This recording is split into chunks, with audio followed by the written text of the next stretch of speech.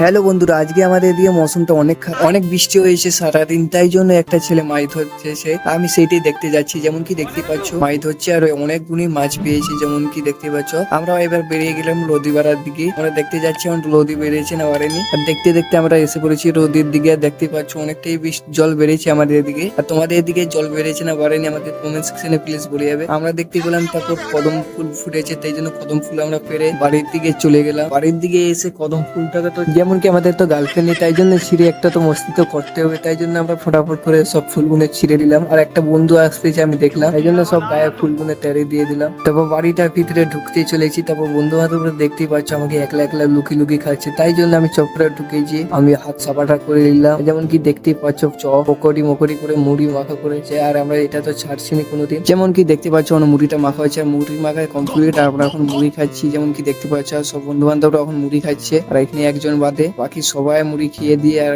লাস্টের সিনটা দেখো জীবন এমনি মুড়ি কারাগারি কে সেটা বলে যাবে। আর এমনি মিনি ব্লগ দেখার জন্য লাইক কমেন্ট সাবস্ক্রাইব করো। Bye bye.